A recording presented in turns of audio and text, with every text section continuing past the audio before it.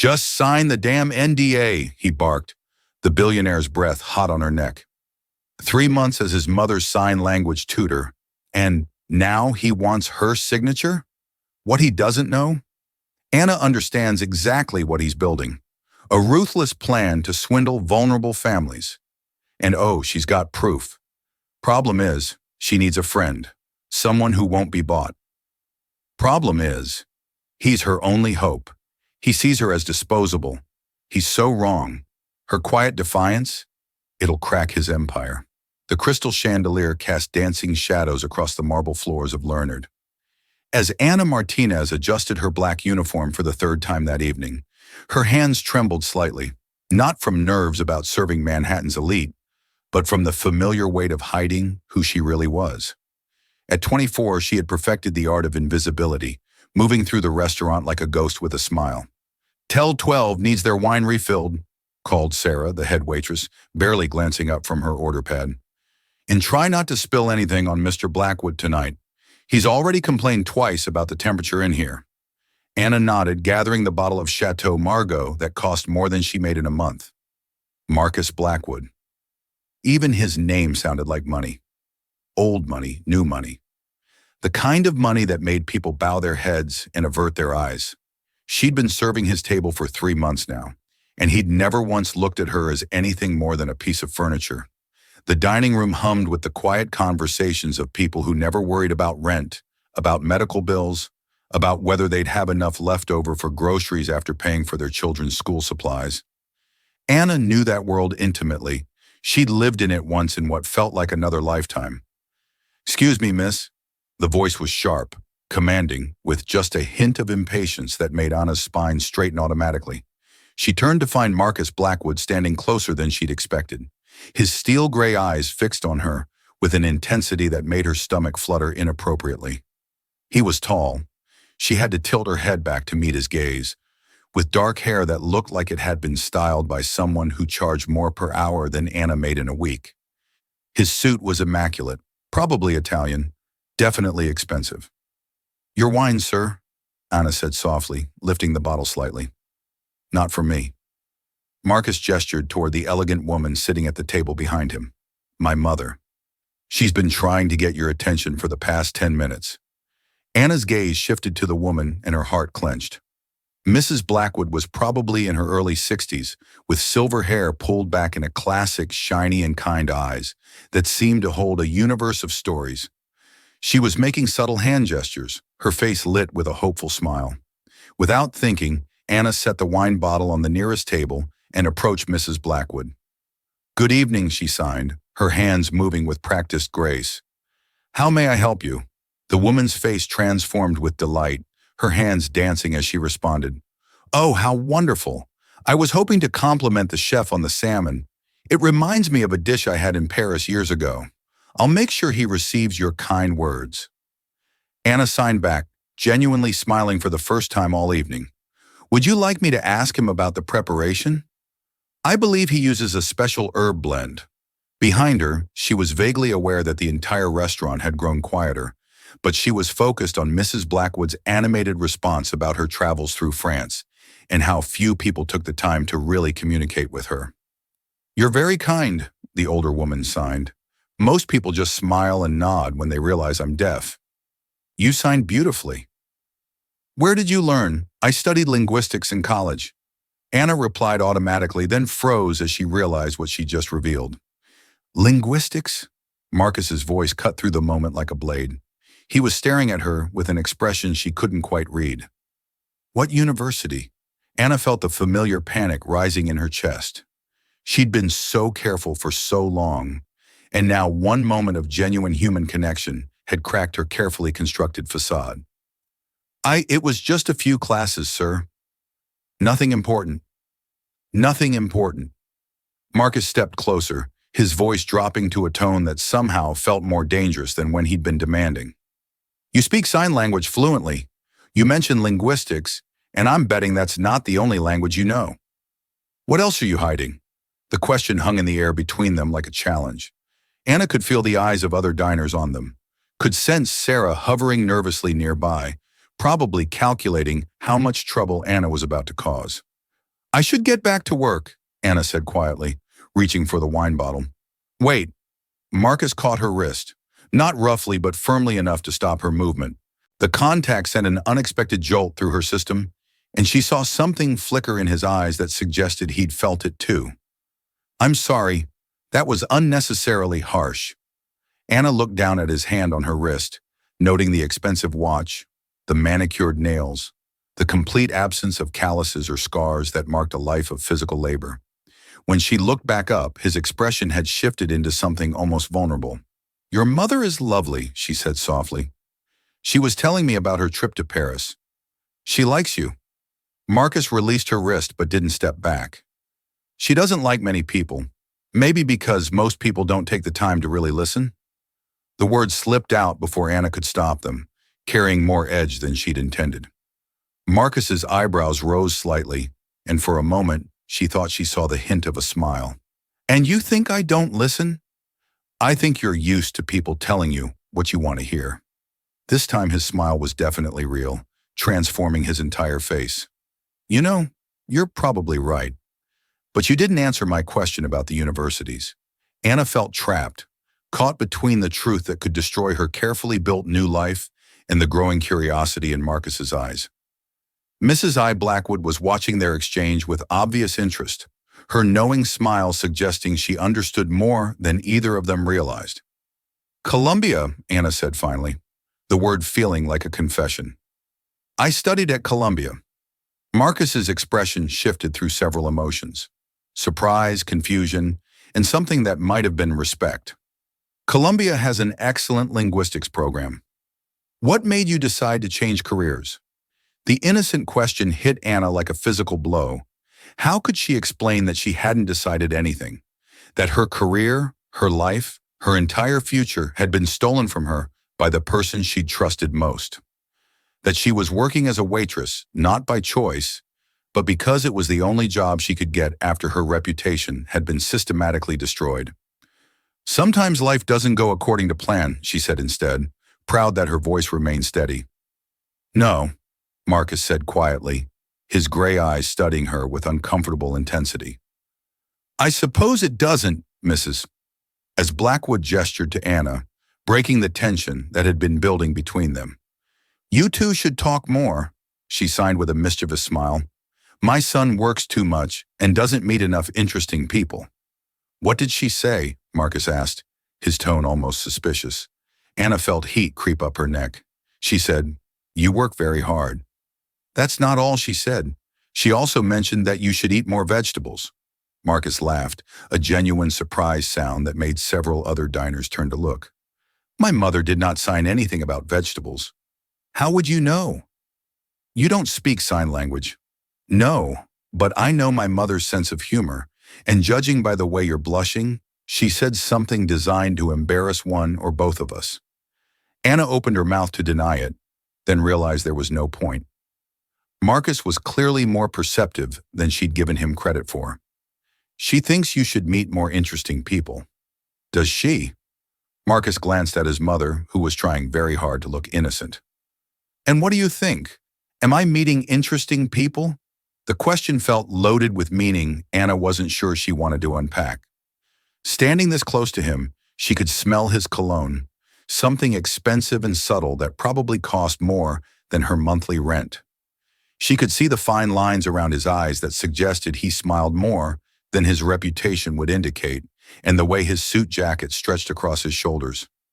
I think Anna said carefully that you're used to meeting people who want something from you, and you don't want anything from me. The question was asked lightly, but Anna caught the underlying edge of vulnerability. How many people had disappointed him? How many relationships were built on his bank account rather than genuine connection? I want you to let me do my job before Sarah decides I'm more trouble than I'm worth. Marcus glanced toward the hostess station, where Sarah was indeed watching their interaction with barely concealed anxiety. Right. Of course, he stepped back, but his eyes remained fixed on Anna's face. But this conversation isn't over. Sir, I have questions. Anna Martinez. The fact that he knew her full name shouldn't have surprised her. He probably knew the names of everyone who worked in places he frequented. And something tells me you have answers that might surprise me. Anna felt her carefully constructed world beginning to shift on its axis. For 3 months, she'd been just another invisible service worker, safe in her anonymity. Now Marcus Blackwood was looking at her like she was a puzzle he intended to solve, and that was the last thing she could afford. "I should really get back to work," she said again, but this time it sounded more like a plea. "Of course!" Marcus stepped aside with a gesture that was almost courtly. "But Anna, I'll see you next week." It wasn't a question or a request. It was a promise that made Anna's pulse quicken with equal parts anticipation and terror. As she walked away, she could feel his eyes following her movement across the restaurant. Mrs. Blackwood caught her eye as she passed, signing a quick, "He likes you." That made Anna stumble slightly over her own feet. The rest of the evening passed in a blur of wine refills and food service. But Anna was hyper-aware of table 12. Every time she glanced in their direction, Marcus seemed to be watching her, his expression thoughtful. When they finally left, he paused at her station. "Have a good evening, Anna," he said quietly, then leaned closer. "And next time, maybe you can tell me about Paris. I have a feeling your story about studying there might be more interesting than you're letting on." Anna's blood turned to ice. She'd never mentioned Paris as Mrs. Blackwood had, but somehow Marcus had connected dots that Anna had been desperate to keep separate. As she watched him guide his mother toward the exit, Anna realized that her carefully maintained anonymity had just shattered completely. Marcus Blackwood wasn't just curious about her anymore. He was investigating. Anna's hands shook as she counted her tips at the end of the night. Marcus's parting words echoing in her mind like a warning bell. Paris. How had he known about Paris? She'd been so careful to bury that part of her life to become someone completely different from the woman who had once negotiated million-dollar deals in boardrooms overlooking the Seine. "You okay, girl?" Sarah appeared beside her, concern creasing her weathered features. "You look like you've seen a ghost." "I'm fine," Anna lied, shoving the crumpled bills into her purse. "Just tired. That Blackwood guy really had you rattled." "What was all that hand-waving about?" Anna forced a smile. "His mother is deaf. I was just taking her compliments to the chef." "Since when do you know sign language?" The question was casual, but Anna caught the underlying curiosity. She'd worked so hard to blend in, to be unremarkable. One conversation with Marcus had undone months of careful invisibility. "I picked up a few things in college," Anna said, hoping her voice sounded more casual than she felt. "Nothing fancy." Sarah's expression suggested she wasn't entirely convinced, but she let it drop. "Well, whatever you did, you made an impression. He left a $200 tip." Anna's stomach dropped. "What?" $200 for a 30-inut dinner. Sarah's eyes gleamed with a mixture of envy and suspicion. "Rich guys don't tip like that unless they're planning to come back for more than just the salmon." The implication in Sarah's tone made Anna's skin crawl. "It's not like that, honey. I've been working restaurants for 20 years. It's always like that with men like him. Just be careful, okay? Guys with that kind of money don't play by the same rules as the rest of us." Anna nodded, but Sarah's warning felt like closing the barn door after the horses had already escaped. Marcus Blackwood wasn't interested in her the way Sarah thought. He was interested in her secrets, and that was infinitely more dangerous. The subway ride to her studio apartment in Queens felt longer than usual, every shadow seeming to hide potential threats. Anna had spent the last 2 years looking over her shoulder, waiting for David Chen to finish what he'd started. Her ex-fiancé had been methodical in his destruction of her life. First her reputation, then her career, finally her finances. The only thing that had saved her from complete ruin was her ability to disappear. But if Marcus started digging into her background, how long before David realized she wasn't as destroyed as he'd believed? How long before he decided to finish the job? Anna's phone buzzed as she climbed the 3 flights to her apartment.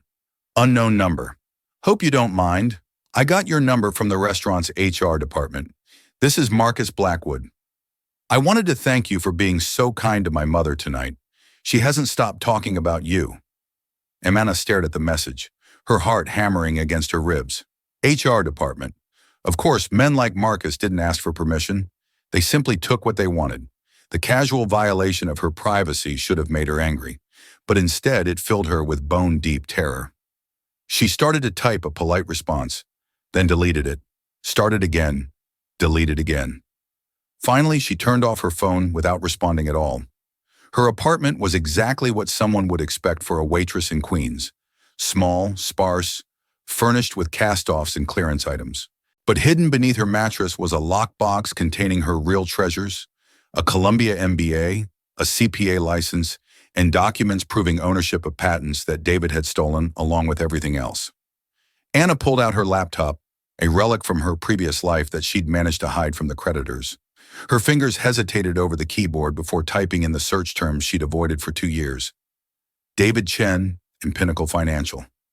The results made her stomach lurch. David's company had grown exponentially since her exile, built on the foundation of her stolen work. But it was the recent news that made her blood run cold. Pinnacle Financial announces merger with Blackwood Industries. Marcus Blackwood, David Chen, partners. Anna's hands flew to her mouth, stifling the scream that wanted to escape. It couldn't be a coincidence. David was many things: cruel, calculating, utterly without conscience. But he wasn't careless. If he was partnering with Marcus, it was for a reason. Had he somehow discovered where she was? Was Marcus's sudden interest in her part of some elaborate plan to finish what David had started? Her phone buzzed again. Another message from Marcus. I know you're probably tired, but I can't stop thinking about our conversation. Would you have dinner with me tomorrow? Somewhere we can actually talk. Anna stared at the message until the words blurred together. Every instinct screamed at her to run to disappear again before whatever web David was spinning could trap her. But running required money she didn't have, and she was tired of being afraid. More than that, she was tired of being invisible. Against every rational thought in her head, Anna typed back, I work tomorrow night, but I'm free for lunch. The response came immediately. Perfect. I'll pick you up at noon. Wear something comfortable. I have a feeling we're going to be doing a lot of talking. Anna set her phone aside and buried her face in her hands. She was either about to make the biggest mistake of her life or finally take the first step toward reclaiming it. Either way, there was no going back now. The next morning brought a text message that made Anna question her sanity all over again. Change of plans. Meet me at the Columbia University campus. The steps of Low Library. I want to see where you studied. Anna's blood turned to ice. Columbia. He was already investigating her background, already connecting dots she'd tried desperately to erase. The casual mention of her alma mater felt like a trap closing around her. But what choice did she have? Running would only confirm his suspicions, and she was tired of living like a ghost. Anna dressed carefully in the one outfit she'd salvaged from her previous life, a simple black dress that had cost more than she now made in 2 months. It felt strange against her skin, like wearing a costume from a play she'd forgotten how to perform. The campus was alive with the energy of students rushing between classes, their faces bright with the kind of optimism Anna remembered feeling once upon a time. She found Marcus exactly where he'd said he'd be, sitting on the library steps with 2 coffee cups and an expression of barely contained curiosity. He looked different in the daylight.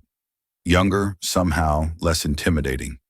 His dark hair caught the autumn sunlight, and he'd traded his expensive suit for dark jeans and a cashmere sweater that probably cost more than Anna's monthly rent, but looked effortlessly casual. You found me, he said, standing to offer her one of the coffee cups. I wasn't sure you'd come. I almost didn't, Anna admitted, accepting the coffee gratefully. It was from the expensive place near campus, she realized, not the usual diner brew she'd grown accustomed to. But you did. Why? The question was asked lightly, but Anna caught the underlying intensity. Everything about Marcus suggested a man accustomed to getting answers, to solving puzzles. She was just his latest mystery to unravel. Because I'm tired of running from my past, she said, surprising herself with the honesty. Marcus's expression shifted, becoming almost gentle. Are you running from something specific or just running in general? What makes you think I'm running at all? Anna, you're 24 years old with a Columbia education, and you're working as a waitress in Manhattan. You speak multiple languages, you understand fine wine, and yesterday you corrected my pronunciation of a French word under your breath. Either you're running from something, or you're researching a very elaborate character for a novel. Anna nearly choked on her coffee. You heard that? I hear everything. Occupational hazard of being in business. You learn to notice details other people miss. Marcus settled back down on the steps, gesturing for her to join him. So what's the story? Bad breakup, family scandal, student loans the size of a small country's national debt. His tone was light, almost joking, but Anna could see the sharp intelligence behind his gray eyes. He was giving her an opening to tell him a version of the truth, to control the narrative before he uncovered it himself. All of the above, Anna said finally, settling beside him with careful distance between them, plus some creative financial planning by someone I trusted. Someone stole from you.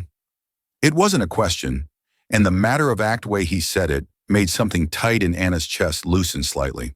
No judgment, no pity, just acknowledgement of a fact. Someone stole everything from me, Anna corrected.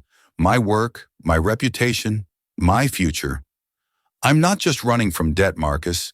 I'm running from the person who destroyed my entire life and convinced everyone that I deserved it.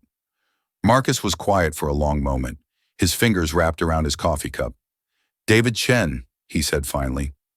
Anna's cup slipped from her nerveless fingers, coffee splashing across the stone steps.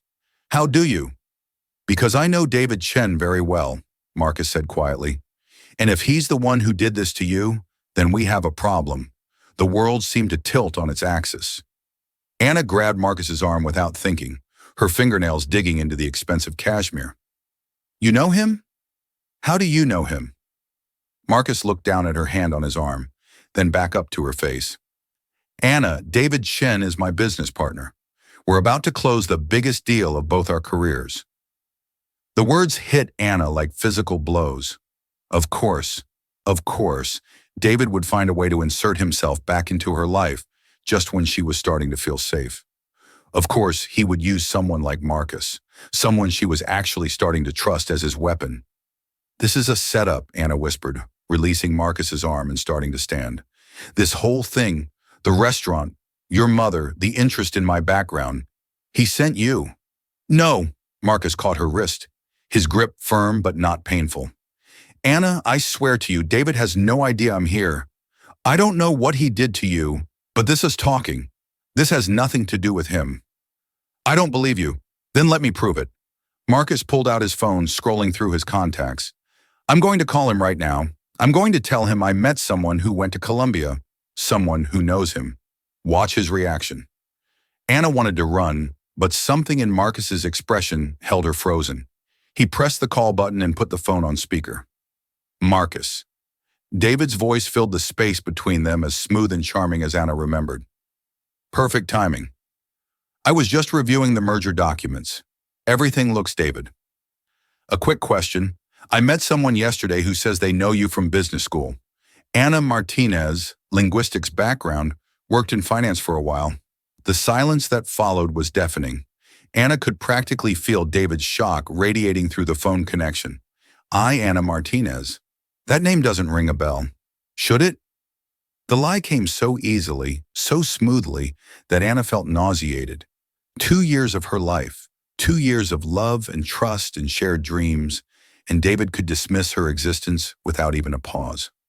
Maybe I misunderstood, Marcus said, his eyes never leaving Anna's face. She seemed pretty sure she knew you. Said you worked together on some financial projects. You know how it is, Marcus. Business school creates a lot of casual connections. Maybe we were in a study group together or something. I honestly can't place her. Anna made a sound somewhere between a laugh and a sob. A study group. 3 years of partnership, 2 years of engagement, and David was reducing their relationship to a casual study group. Right. Well, if you remember anything, let me know. I'll talk to you later about the Steinberg contracts. Of course. And Marcus, be careful about people claiming to know me from the past. You'd be surprised how many people try to use fake connections to get close to successful men like yourself. The call ended, leaving Anna and Marcus sitting in stunned silence. Fake connections? Anna repeated numbly. That's what our engagement was, apparently, a fake connection. Marcus was staring at his phone like it had personally offended him. You were engaged to David Chen for 2 years. We were business partners for 3 years before that. Anna felt disconnected from her own voice, like she was listening to someone else tell her story. We built Pinnacle Financial together. Every algorithm, every client strategy, every innovation that made the company successful. That was my work, my ideas. And he stole it all. He did more than steal it. He made sure everyone believed I was the one stealing from him. Falsified documents, manipulated financial records, convinced our clients that I was embezzling. By the time I realized what was happening, he'd already filed charges against me and frozen all my accounts. Marcus's jaw was clenched so tight Anna could see the muscle jumping beneath his skin. The charges didn't stick, obviously, or you'd be in prison. They didn't stick because David dropped them at the last minute. Said he didn't want to ruin my life over a misunderstanding. Made himself look magnanimous while ensuring that everyone still believed I was guilty. Who drops theft charges against someone unless they're absolutely certain the person is guilty, but they're feeling charitable? That's Marcus ran a hand through his hair, displacing the careful styling. That's diabolical. That's David. Anna laughed, but there was no humor in the sound. And now he's your business partner, so I guess the question is, what are you going to do about it? Marcus looked at her for a long moment, his gray eyes unreadable. Then he stood up and extended his hand to her.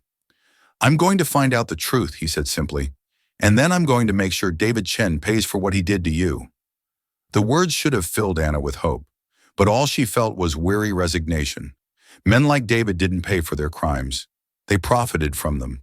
And men like Marcus, no matter how sincere they seemed, always chose money over justice when the moment of truth arrived. But when she looked up at his outstretched hand, something in his expression made her chest tighten with an emotion she'd thought David had killed forever. Hope!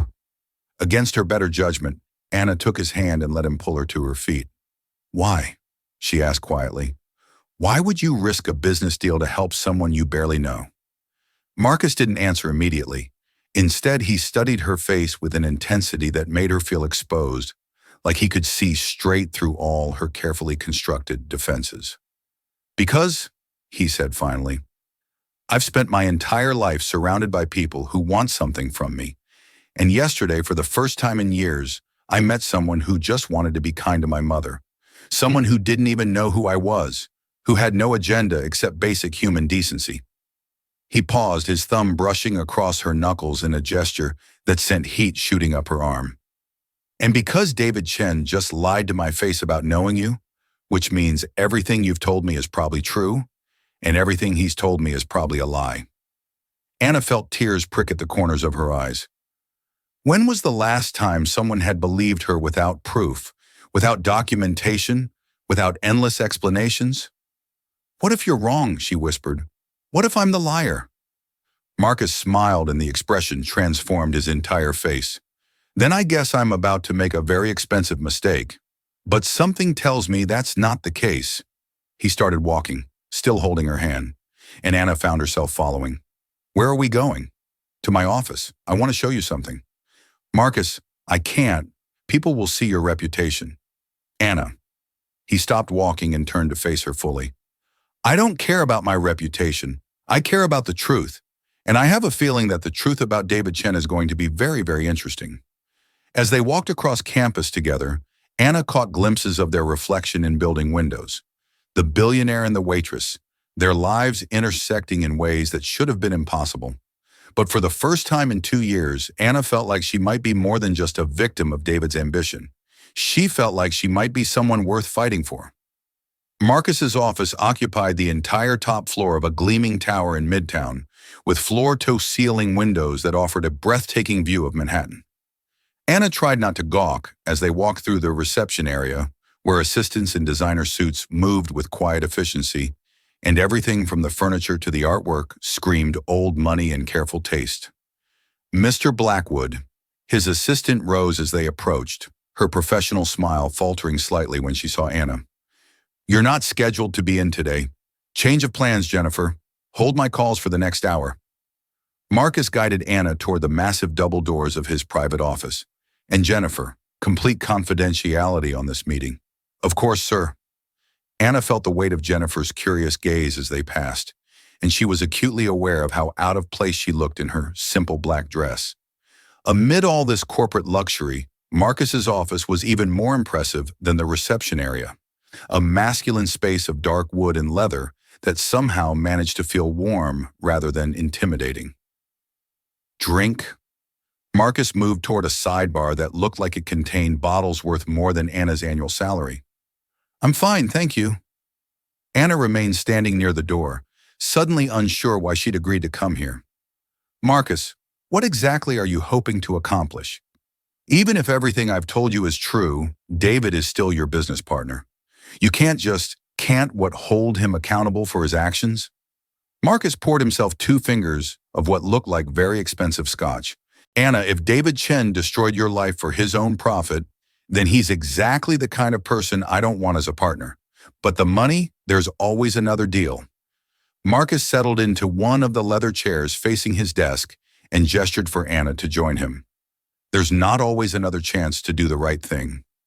Anna perched on the edge of the opposite chair, her entire body tense with nervous energy. You say that now, but when you see the numbers involved, when your board starts asking questions, my board works for me, not the other way around. Marcus's tone was mild, but Anna caught the steel underneath. And the numbers don't matter if they're built on fraud. He leaned forward, his gray eyes intense. Tell me about the patents, Anna. David's company has registered 17 patents in the last 2 years, all related to algorithmic trading and risk assessment. How many of those did you develop? Anna's breath caught. How did you? Because I've been reviewing Pinnacle's assets as part of our due diligence, and something about the filing dates bothered me. 17 patents, all filed within 6 months of each other, all supposedly developed by David's team. Marcus pulled out a tablet and scrolled through several documents. But when I looked at David's educational background, his previous work history, nothing suggested he had the technical expertise to develop this kind of sophisticated financial modeling. Anna felt like the room was spinning. You investigated him? I investigate all my potential partners. The question is, why didn't I find any mention of you in the company's history?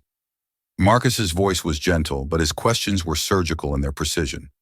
If you were truly a partner for 3 years, if you contributed to the development of these technologies, there should be records, incorporation documents, partnership agreements, employee records, because David erased me. Anna's voice came out barely above a whisper. After he filed the charges, after he convinced everyone I was a thief, he had my name removed from everything. Partnership agreements were rewritten to show that I was only ever an employee. Patent applications were amended to remove my name from the inventor credits. He made it look like I never existed. Marcus was quiet for a long moment, his fingers steepled in front of his face. That level of systematic documentation fraud. Anna, that's not just unethical, that's criminal. Good luck proving it. David is very thorough, and he has very expensive lawyers. So do I. Marcus reached for his phone. Jennifer, get me Charles Morrison at Morrison Webb & Associates. Yes, I know it's Saturday. Tell him it's urgent. Anna shot to her feet. Marcus, no you can't. This will destroy your deal. Good, Marcus's voice was flat. Final. If this deal is built on stolen intellectual property, then it needs to be destroyed. You don't understand what you're risking, and you don't understand what I'm worth. Marcus set his phone aside and stood to face her. Anna, I could lose this entire deal and 10 more like it and still have more money than I could spend in 3 lifetimes. What I can't afford to lose is my integrity. The simple statement hit Anna like a physical blow. When was the last time someone had chosen principles over profit? When was the last time someone had risked anything real to defend her? Why, she asked, the word barely audible. Why are you doing this? Marcus moved closer. Close enough that Anna could see the flecks of silver in his gray eyes, could smell the subtle cologne that probably cost more than her monthly rent. Because yesterday, you could have simply taken my mother's compliments to the chef and walked away. Instead, you spent 10 minutes talking to her about her travels, asking about her experiences, treating her like a person instead of an inconvenience. He paused, his voice dropping to something almost intimate. Because you speak 5 languages, but you're serving wine for tips. Because you have a Columbia MBA, but you're worried about whether your boss thinks you're more trouble than you're worth. Because everything about you suggests someone who's been systematically diminished by people who should have valued you. Anna felt tears threatening again.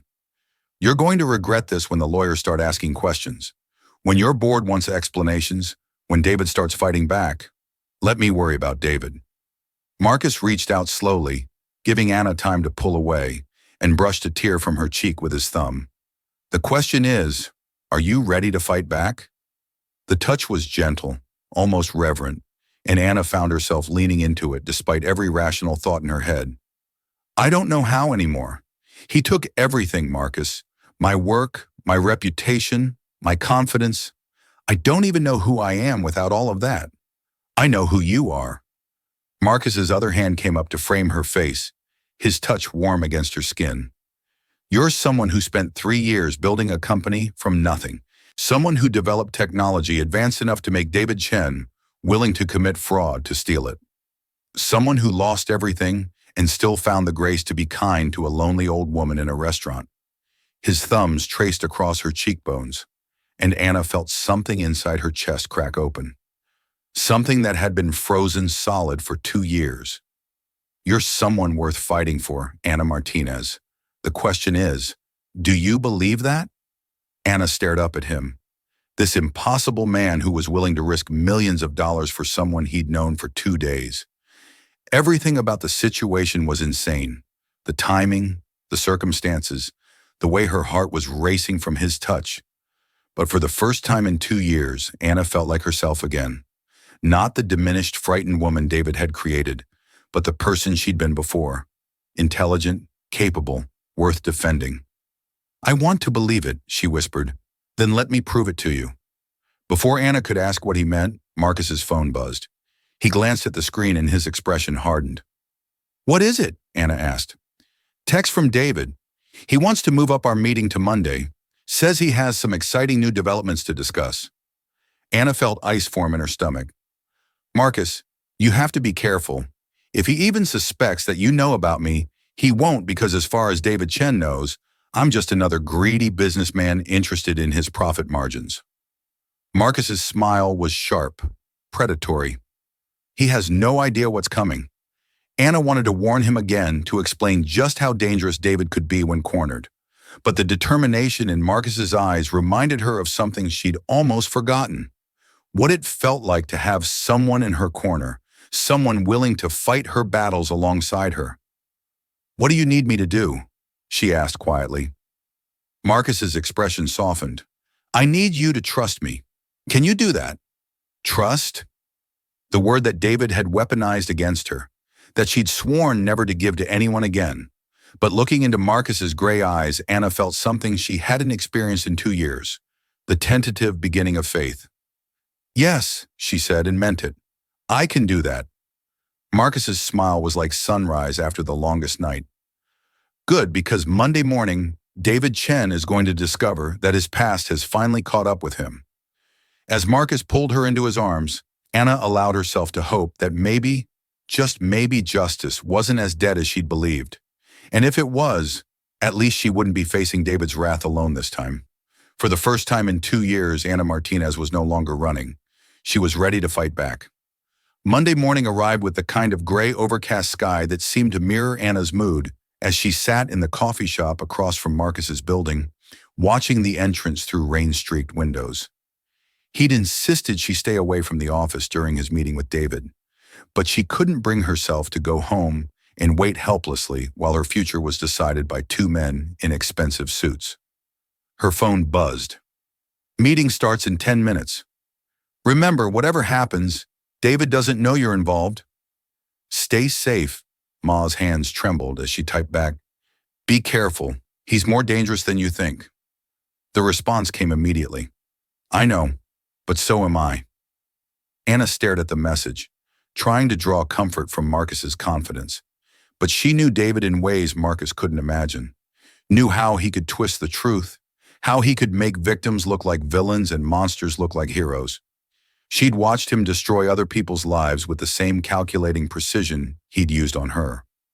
43 floors above her, Marcus Blackwood was about to discover just how thoroughly David Chen had played them all. Marcus straightened his tie and checked his reflection in the conference room's floor-to-ceiling windows. Everything had to be perfect. His appearance, his demeanor, his questions. His David could never suspect that this was anything more than routine due diligence. "Mr. Blackwood," Jennifer's voice came through the intercom. "Mr. Chen has arrived. Send him in." The conference room doors opened and David Chen walked in with the kind of confident stride that belonged to a man who believed he owned the world. He was shorter than Marcus had remembered, with perfectly styled black hair and a smile that seemed genuine until you looked closely at his eyes. "Marcus, good to see you." David extended his hand with practiced warmth. "Thanks for moving this up. I know your schedule is insane." "Not a problem." Marcus shook the offered hand, noting the firm grip, the expensive watch, the manicured nails. Everything about David screamed success, competence, trustworthiness. "Coffee, please." "So I've been thinking about our timeline, and I believe we can accelerate the merger by at least 6 weeks. My team has identified some additional assets that weren't in the original proposal." Marcus poured coffee from the silver service, his movements deliberately casual. "Additional assets, intellectual property, mainly some proprietary algorithms that we've been developing internally." David accepted the cup with a grateful nod. "I wanted to run the numbers by you before we involved the lawyers." "I appreciate that." Marcus settled into his chair. Every muscle in his body coiled with tension he was determined not to show. "Tell me about these algorithms. Are they related to the risk assessment protocols you mentioned last month?" David's smile widened. "Exactly. Revolutionary stuff." "Really? Predictive modeling that can identify market patterns up to 18 months in advance. It's going to revolutionize how we approach portfolio management." "Impressive. Your team developed these in-house?" "Absolutely. My lead researcher is brilliant. PhD from MIT, years of experience in quantitative analysis. We've been working on this technology for over 3 years." Marcus nodded thoughtfully, making notes on the legal pad in front of him. "And this researcher, they're comfortable with the merger. No concerns about intellectual property rights, patent disputes, that sort of thing." "None at all. Clean development chain, all work done under company contract. My legal team has been very thorough about documentation." The lies came so smoothly, so confidently, that Marcus felt a cold rage building in his chest. Anna had been right. David was a master manipulator, capable of rewriting history without even breaking stride. "That's excellent. You know how important clean IP chains are in deals this size." Marcus sat down his pen and leaned back. "I have to ask, though, 3 years of development seems like a significant investment for a company pinnacle size. How did you fund the research and development?" David's smile flickered for just a moment, so briefly that Marcus almost missed it. "Initial funding came from private investors. Then we reinvested profits as the technology proved viable. Smart money management. And your lead researcher, the MIT PhD, they've been with you the entire 3 years. "Oh, longer than that. Academic background is impressive, but real-world application is what matters. We've built something truly special together." Marcus felt sick. Every word out of David's mouth was a calculated distortion of the truth. A theft not just of Anna's work, but of her very existence. The casual way he referred to their partnership while erasing her completely was breathtaking in its cruelty. "I'd love to meet this researcher, always interested in the minds behind the innovation." David's pause was barely perceptible. "Unfortunately, he's in Singapore right now working on implementation with our Asian partners." "Very hands-on approach, you understand?" "Brilliant, but not much for corporate meetings." "Of course. Well, when he returns, I'd appreciate an introduction." Marcus reached for his coffee, using the movement to study David's expression. "In the meantime, I'd love to review the development documentation, timeline, methodology, testing protocols. My technical team will want to understand the architecture before we finalize terms. Naturally, I'll have my assistant prepare a comprehensive package." David pulled out his phone, fingers flying over the screen. "Should have everything to you by end of week." Marcus nodded, making another note. "Perfect. And David, I appreciate your transparency about the additional assets. Trust is the foundation of any successful partnership. Absolutely. David's smile was radiant with what appeared to be genuine warmth. Honesty in business isn't just ethical, it's profitable. Lies have a way of catching up with you eventually. The irony was so thick Marcus could taste it. Couldn't agree more. They spent another 30 minutes reviewing financial projections and merger timelines. David painting a picture of exponential growth and market dominance that would have been compelling if Marcus hadn't known it was built on theft and fraud. When David finally left, his handshake was firm, his demeanor confident, his promises elaborate. Marcus waited until he heard the elevator doors close before pulling out his phone. Call Charles Morrison now. Anna was on her third cup of coffee when her phone rang. Marcus's name on the screen made her heart skip. How did it go? She asked without preamble. Exactly as you predicted. He lied about everything. The development timeline, the research team, the funding sources, and Anna.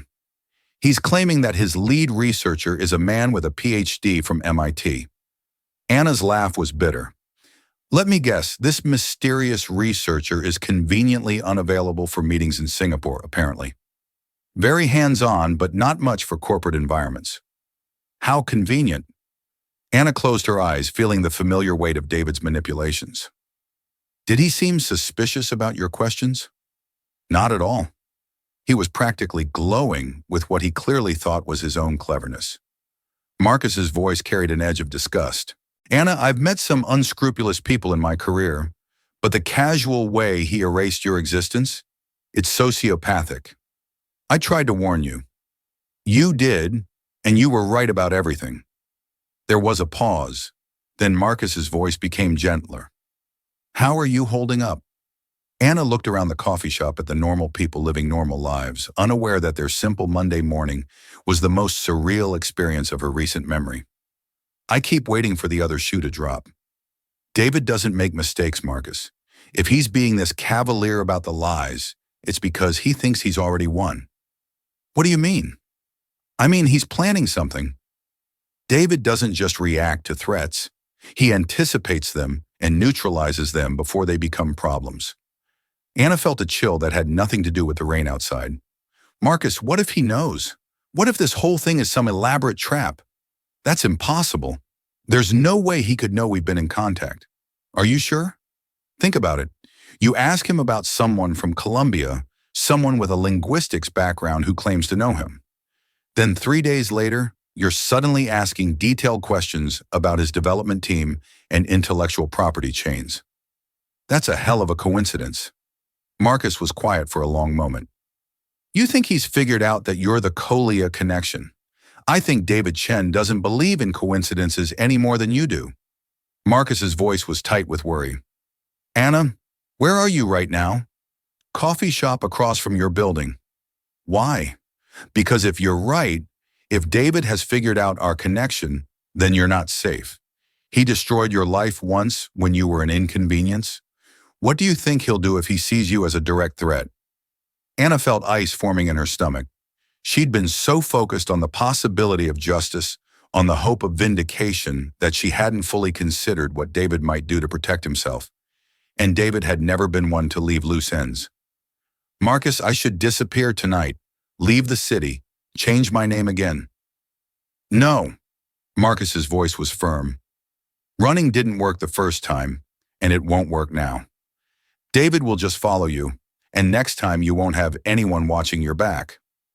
Then what do you suggest? I suggest we force his hand. Make him come to us instead of letting him hunt you down on his timeline. Anna's grip tightened on her phone.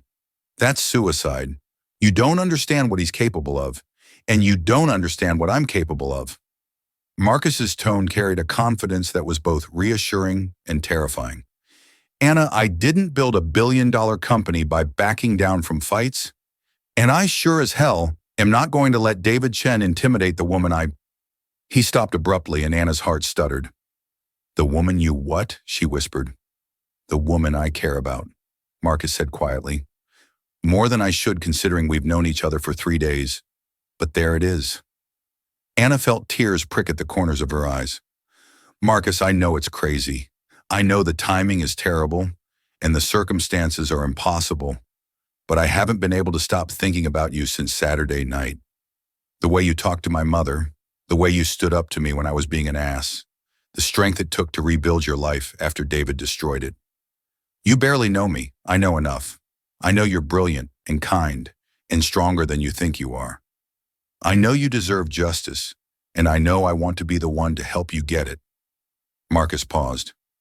And I know that I'm not letting David Chen hurt you again. Anna wiped away a tear, amazed that she had any left after 2 years of crying. What if we can't prove what he did? What if his lawyers are better than yours? What if? Then we'll deal with that when it happens. But Anna, I need you to trust me. Can you do that? Trust. The word that had become her enemy. The concept that David had poisoned so thoroughly that Anna had thought she'd never be able to embrace it again. But sitting in this ordinary coffee shop, listening to Marcus promise to fight for her, Anna felt something shift in her chest. Maybe trust wasn't about never being hurt again. Maybe it was about believing that someone was worth the risk of being hurt. Yes, she said softly, I trust you. Good, because I have a plan. 20 minutes later, Anna was back in Marcus's office listening to him outline a strategy that was either brilliant or completely insane. You want me to call David directly? Anna stared at him like he'd lost his mind. Marcus, that's exactly what he's expecting. He's probably already planning how to use any contact from me against us. That's what makes it perfect. Marcus was pacing behind his desk, his energy crackling with determination. He expects you to hide, to stay in the shadows while other people fight your battles.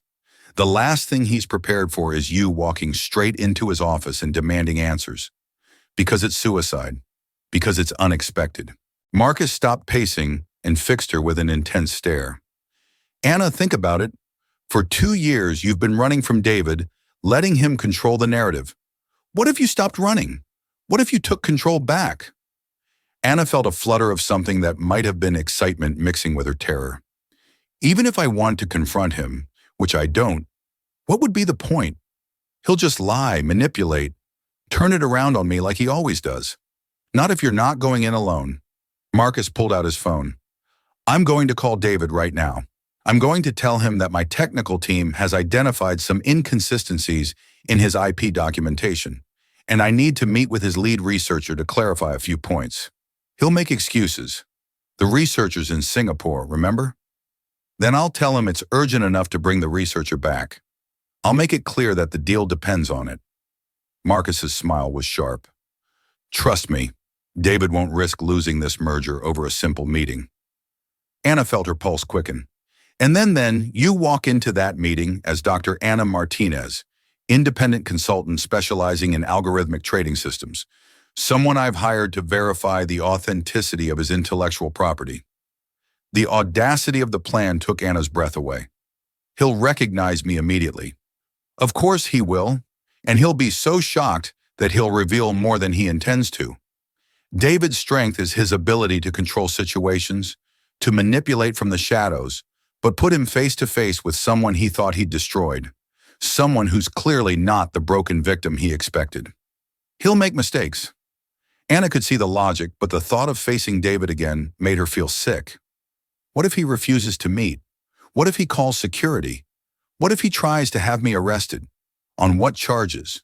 Being in a business meeting? Anna, you're not a fugitive. You were never even formally charged with anything. David's power over you exists only as long as you believe it does. Marcus moved around the desk to stand in front of her, his hands settling gently on her shoulders. I know you're scared. I know the last time you trusted someone, it ended in disaster. But this time is different. How? Because this time you're not alone. This time you have someone who believes you, someone who's willing to fight for you. This time you have me. Anna looked up into his gray eyes and saw something that made her chest tighten with emotion. Not pity, not charity, but genuine care, respect. The kind of partnership she'd thought she'd had with David, but real this time. What if we're wrong, she whispered. What if this destroys your company, your reputation, everything you've worked for? Marcus's hands moved to cup her face, his thumbs brushing across her cheekbones. Then I'll rebuild. But Anna, I can't rebuild my integrity if I walk away from this. I can't look at myself in the mirror if I let David Chen win. His voice dropped to something almost intimate. And I can't lose you now that I found you. The words hung in the air between them, loaded with implications that Anna wasn't sure she was ready to handle. But the sincerity in Marcus's expression, the gentle way he was touching her, the absolute certainty in his voice, it all combined to break through the last of her resistance. Okay, she said quietly. Let's do it. Marcus's smile was like sunrise. You sure? I'm terrified, but yes, I'm sure. Anna took a deep breath, feeling something shift inside her chest. It's time to stop running. Marcus pulled her into his arms, then holding her tight against his chest, and Anna allowed herself to draw strength from his warmth, his confidence, his absolute faith that justice was possible. Tomorrow she would face David Chen for the first time in 2 years. Tomorrow she would either reclaim her life or watch it be destroyed all over again. But tonight, for the first time since her world had collapsed, Anna Martinez felt like she was exactly where she belonged. The Pinnacle Financial offices occupied 3 floors of a glass tower in the financial district, all clean lines and modern efficiency designed to project success and stability. Anna stood on the sidewalk across the street, staring up at the building that had once represented all her dreams, now turned into the monument to her nightmares. Second thoughts? Marcus appeared beside her, 2 coffee cups in hand, about 100 of them. Anna accepted the coffee gratefully, kneading the warmth against the October chill. I used to love this building. David and I picked it together, spent hours planning how we designed the offices, talking about the company we were going to build. And you did build it. The fact that he stole credit doesn't change that. Anna looked at Marcus, taking in the expensive suit, the confident posture, the way he seemed to command space just by existing. Are you sure about this plan? Once we walk in there, there's no going back. I'm sure. Marcus's voice was steady, calm. The question is, are you ready? Anna thought about the woman she'd been 2 years ago. Confident, successful, naive enough to believe that hard work and talent were enough to protect her from people like David. Then she thought about the woman she'd become, scared, diminished, invisible. But standing here with Marcus, feeling his absolute faith in her, Anna realized she didn't want to be either of those women anymore. She wanted to be someone new, someone who had been broken, but had learned how to rebuild herself stronger. I'm ready, she said, and meant it. They crossed the street together, Marcus's hand warm and reassuring on the small of her back. The lobby was exactly as Anna remembered. Marble floors, abstract art, the kind of understated luxury that whispered rather than shouted about money. The security guard at the front desk looked up as they approached, his expression shifting to professional attention when he recognized Marcus. Mr. Blackwood. Good afternoon, sir. Good afternoon, James. We're here to see David Chen. He's expecting us. Of course, sir. 32nd floor. The elevators are, I remember, Anna said quietly, then caught herself. James was looking at her with puzzled recognition, clearly trying to place where he'd seen her before. Dr. Martinez is consulting on our merger, Marcus said smoothly. Intellectual property verification. Of course. Have a good meeting. As they rode the elevator up, Anna felt her heart hammering against her ribs, the familiar numbers climbing on the display. 20, 25, 30, each one bringing her closer to a confrontation she'd spent 2 years avoiding. Breathe, Marcus said quietly, his hand finding hers. Remember, you belong here. This company exists because of your work. The elevator doors opened onto the familiar reception area, all glass and chrome and carefully curated success. Behind the reception desk sat a young woman Anna didn't recognize. David had clearly replaced the entire staff after Anna's departure. Mr. Blackwood. The receptionist stood with practiced smile. Mr. Chen is waiting for you in the main conference room. They followed her down a hallway lined with framed articles about Pinnacle success, awards for innovation, photos of David at various industry events. Anna's stomach clenched as she realized that in 2 years, David had built an entire mythology around himself. A carefully crafted narrative in which he had never existed. The conference room doors opened, and there he was. David Chen looked exactly the same. Perfectly styled black hair, expensive suit, that practiced smile that had once made Anna's heart skip. He was standing at the head of the conference table, clearly positioned to project authority and control. And for a moment, Anna felt herself shrinking back into the scared, diminished woman she'd been. Then Marcus's hand pressed against her back, warm and steady, and Anna remembered who she was fighting for. Marcus. David's voice was warm, welcoming, giving no sign that anything was amiss. Right on time, and you must be Dr. Martinez. David's eyes met Anna's across the room, and she saw the exact moment when recognition hit. His face went completely blank for perhaps 3 seconds, long enough for Anna to see shock, calculation, and something that might have been fear flicker across his features. Then the mask slammed back into place. "I'm sorry," David said, his voice carefully modulated. "Have we met before? You look familiar." "You?" The casual dismissal, the pretense that she was a stranger, hit Anna like a physical blow. But instead of the crushing despair she'd expected, she felt something else entirely. Rage, pure, clean, energizing fury that burned away 2 years of fear and self-doubt. "We've met," Anna said quietly, walking into the room with her head held high. "Though I'm not surprised you don't remember. You always were better at forgetting inconvenient people." David's smile never wavered, but Anna caught the slight tightening around his eyes. "I'm afraid I don't follow." "Anna Martinez," she said clearly, extending her hand in a gesture of mock politeness. "Former partner and co-founder of Pinnacle Financial, though I believe your current version of history has me listed as never existed." The silence that followed was deafening. David stared at Anna's outstretched hand like it might bite him, while Marcus watched the entire exchange with sharp attention. "I think there might be some confusion," David said finally, not taking her hand. "Pinnacle has never had a partner named Anna Martinez."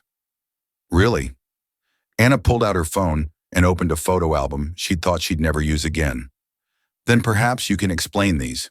She showed him the screen, a photo of David and Anna at Pinnacle's launch party, arms around each other, both grinning at the camera. David's face in the photo was radiant with what had appeared to be genuine love and pride. David glanced at the photo and shrugged. "I attend a lot of industry events. I'm sure I've taken pictures with hundreds of people over the years." Anna swiped to the next photo. David and Anna in the office late at night working on code together, her engagement ring clearly visible on her left hand. Then another David kissing Anna's cheek at what was clearly an intimate dinner, not a business function. "Hundreds of people," Anna repeated quietly. "Is that what I was to you, David?" Just another face in the crowd. "I'm sorry, but I really don't know what you're hoping to accomplish here." David turned to Marcus with an expression of professional confusion. "Marcus, I'm not sure what this woman has told you, but this woman," Marcus interrupted, his voice deadly quiet, "is Dr. Anna Martinez, who holds patents for 17 of the technologies your company claims to have developed, the same technologies you've been trying to sell to me as part of our merger." David's mask slipped for just a moment, and Anna saw real fear flash across his face. "That's impossible. All of Pinnacle's intellectual property was developed internally by my team." "Your team?" Anna repeated. "You mean the team of one MIT PhD who's conveniently in Singapore and unavailable for meetings?" "I don't know what game you're playing here." "I'm not playing anything, David." Anna's voice was steady now, strengthened by 2 years of pain that had finally found its purpose. "I'm here to collect what you stole from me." David laughed, a sound that was probably meant to convey incredulous amusement, but came out strained and artificial. "Stole? That's a very serious accusation." "Yes, it is." Anna pulled out a tablet and opened a file folder. "Would you like to see the original development notes for the risk assessment algorithm, the ones written in my handwriting dated 6 months before you filed the patent? Or perhaps the emails where you asked me to explain the technical specifications because you couldn't understand the code?" David's face was beginning to show cracks in its composure. "Anyone can forge documents." "Anyone can," Anna agreed. "But these aren't forgeries. They're backups from my personal cloud storage, complete with metadata showing when they were created, when they were last modified, what device they were created on." She looked directly into David's eyes. Would you like to explain to Marcus why the foundational technology for your company was developed on my personal laptop? This is ridiculous. David turned to Marcus, desperation beginning to creep into his voice. Marcus, surely you can see what this is. Some disgruntled former employee trying to former employee. Anna's voice cut through his protestations like a blade. Is that what you're calling it now, David? We were engaged for 2 years. We built this company together. We shared a bed, shared a life, shared dreams about the future we were going to create. She stood up, moving around the table until she was close enough to see the fear in David's eyes.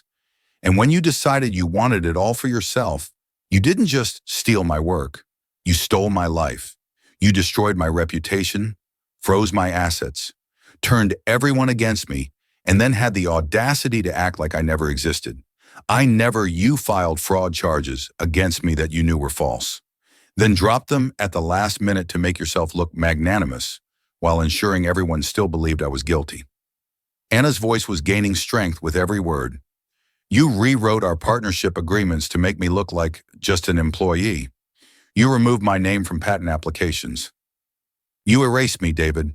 David looked between Anna and Marcus, clearly calculating his options. Even if any of that were true. It is true, Marcus said quietly. Every word of it. David's attention snapped to Marcus. You believe her? Marcus, this woman is clearly unstable.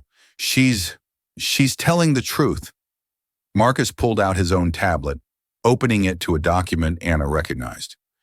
Because my legal team has spent the last 3 days investigating Pinnacle's intellectual property claims, and guess what we found? David went very still. What do you mean? I mean that the original patent applications tell a very different story than the current ones. Metadata analysis shows that your patents were systematically altered to remove Anna's name as co-inventor. The dates of invention were changed. The technical specifications were rewritten to hide the fact that the work was done on external systems. Marcus stood up, his presence suddenly filling the room with quiet menace. We also found the original partnership agreements, David. The ones that show Anna as an equal partner, not an employee. The ones that were altered 6 months after she left the company. David's face had gone pale. Those are sealed corporate documents. You have no legal right. I have every legal right to investigate the intellectual property I'm considering purchasing. Marcus's voice was like ice.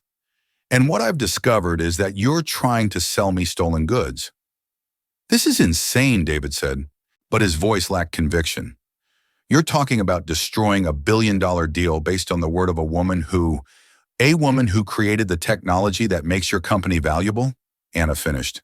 A woman who trusted you with everything and got betrayed for her faith. David looked trapped, his usual smooth confidence completely shattered. Anna, look, maybe we can work something out. If you feel like you deserve compensation for your contributions, compensation. Anna's laugh was bitter. David, you don't get to negotiate your way out of theft.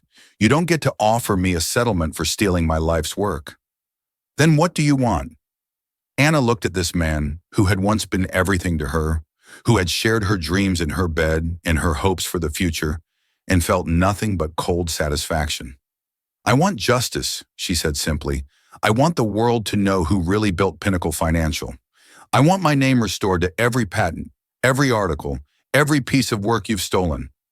I want a full accounting of every dollar this company has made using my technology.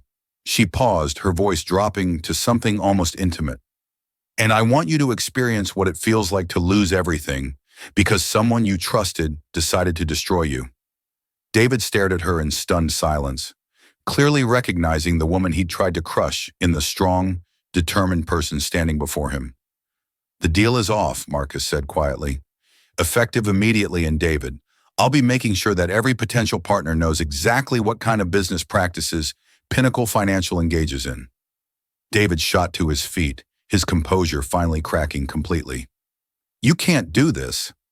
The contracts are void due to misrepresentation of assets, Marcus replied calmly.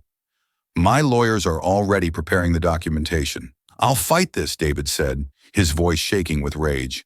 I'll destroy both of you. You'll what? Anna stood up, facing David without flinching. Ruin my reputation, steal my work, turn everyone against me. You already did all of that, David. You took your best shot, and I survived. She moved closer, close enough to see the fear in his eyes. But this time, I'm not alone.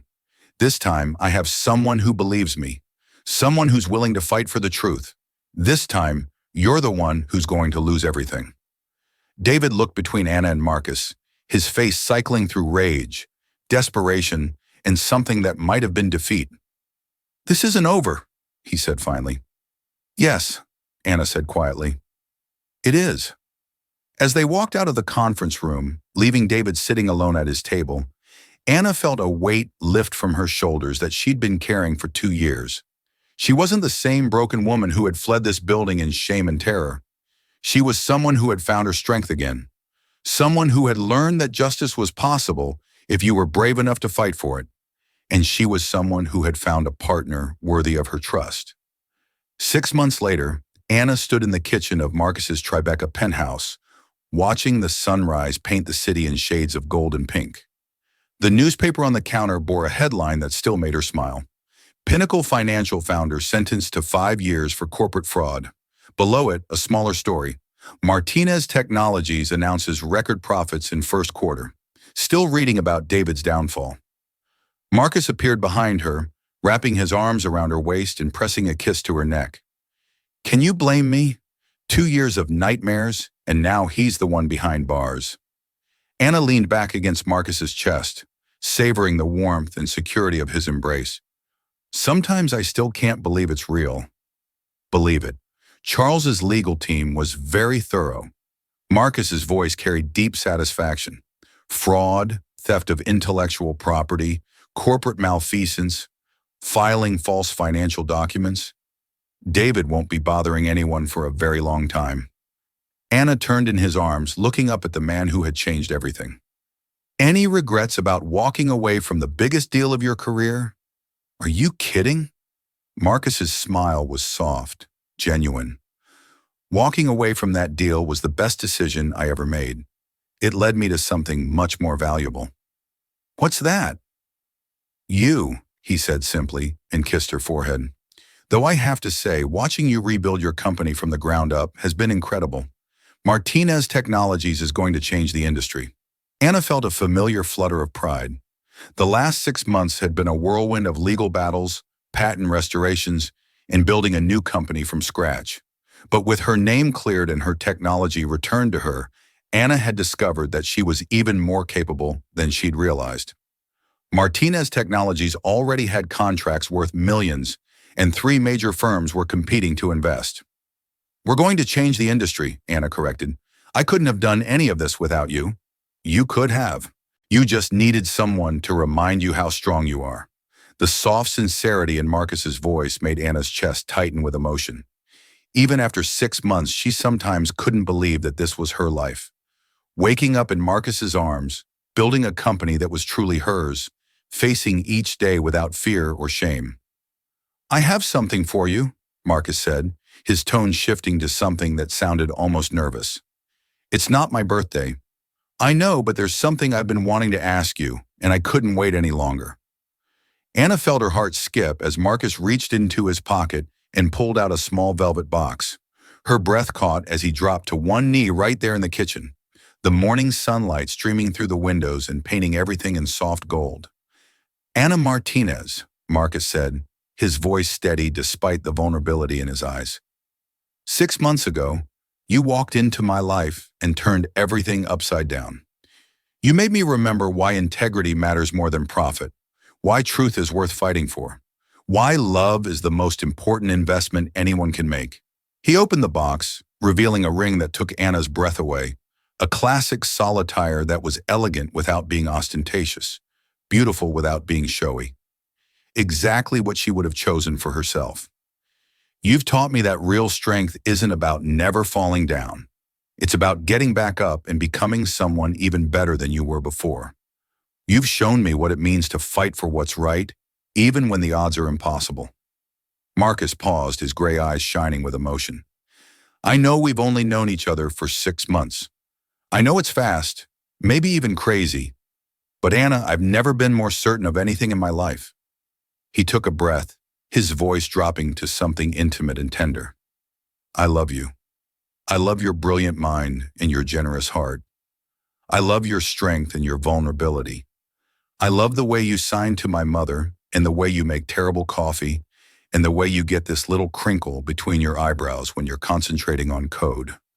Anna felt tears streaming down her face, but they were happy tears, the kind she'd thought she'd forgotten how to cry. Most of all, Marcus continued, I love the way you've made me want to be a better man. You've made me believe in partnership that's real, in love that's based on respect and admiration and genuine care. He looked up at her with absolute sincerity. Anna Martinez, will you marry me? Will you let me spend the rest of my life proving that not all partnerships end in betrayal? That love doesn't have to be dangerous. Anna stared down at this incredible man who had risked everything to fight for her, who had seen her at her most broken and helped her become stronger than she'd ever been. The ring in the box caught the morning light, sending tiny rainbows dancing across the walls. Yes, she whispered, then louder. Yes, Marcus. Yes to all of it. Marcus slipped the ring onto her finger with hands that were surprisingly steady, then stood and kissed her with a tenderness that made Anna's knees weak. When they broke apart, both of them were crying and laughing at the same time. I can't believe you proposed to me in your kitchen, Anna said, admiring the way the ring looked on her hand. I couldn't wait for some fancy restaurant or romantic vacation. I wanted to ask you here in the space where we've had our best conversations, where you've taught me how to really live instead of just existing. Anna looked around the kitchen that had become so familiar, so much like home, and realized he was right. This was where they'd planned strategy for the legal battles, where they'd celebrated each victory, where they'd learned to trust each other completely. Besides, Marcus added with a grin, after everything we've been through, I figured simple and honest was better than elaborate and performative. Simple and honest, Anna repeated, thinking about how perfectly those words described what they'd built together. I like that. Marcus pulled her close again, and Anna marveled at how safe she felt in his arms, how right this all seemed. A year ago, she'd been hiding in Queens, convinced that her life was over, that trust was impossible, that love was just another word for vulnerability. Now she was engaged to a man who had proven that partnership could be about building each other up instead of tearing each other down. That love could be a source of strength instead of weakness. So, Marcus said, his voice warm with amusement, any thoughts on wedding planning? Please tell me you're not going to be one of those brides who wants a year-long engagement and a wedding that costs more than most people's houses? Anna laughed, the sound bubbling up from a place of pure joy. Actually, I was thinking something small. Family, close friends. Maybe your mother can teach me some more sign language before the ceremony. She's going to be thrilled. She's been dropping hints about grandchildren since our third date. Grandchildren? Anna raised an eyebrow. We just got engaged 30 seconds ago, and you're already thinking about kids with you. I'm thinking about everything. Kids, grandkids growing old together. The whole beautiful mess of building a life with someone. Marcus's expression grew serious. Anna, I know David hurt you badly. I know trust doesn't come easily anymore. But I want you to know that I'm in this for the long haul. Whatever comes, we'll face it together. Anna felt her heart swell with an emotion so big she could barely contain it. I know, she said softly. I trust you, Marcus. Completely. The words would have terrified her 6 months ago, but now they felt like a gift to him and to herself. She'd learned that trust wasn't about never being hurt again. It was about choosing to believe that some people were worth the risk, and Marcus Blackwood was definitely worth the risk. Good, Marcus said, kissing her again, because I have some ideas about our honeymoon that require a significant amount of trust. Oh, really? Anna's eyes sparkled with mischief. What kind of ideas? The kind that involve Paris, champagne, and showing you that not all French connections end in heartbreak. Anna felt a momentary pang at the mention of Paris, the city where she'd once thought she'd build a life with David, where her dreams had first begun to take shape. But looking into Marcus's eyes, she realized that those old dreams had been small, limited by her inability to imagine that someone could love her without trying to diminish her. Paris sounds perfect, she said, meaning it. As long as you promise not to propose again, I don't think my heart can take any more surprises today. Deal. But I reserve the right to surprise you in other ways. What kind of other ways? Marcus's smile was mysterious, full of promises and possibilities. You'll have to trust me. I do, Anna said, and realized she meant it completely. I trust you with everything. As they stood together in the morning light, Anna thought about how far she'd come from the terrified woman hiding in Queens, convinced that her life was over. She'd learned that endings could be beginnings, that losing everything could teach you what was truly valuable, that the worst betrayal could lead to the most authentic love. David Chen had tried to erase her from existence, but instead he'd forced her to discover who she really was when everything else was stripped away.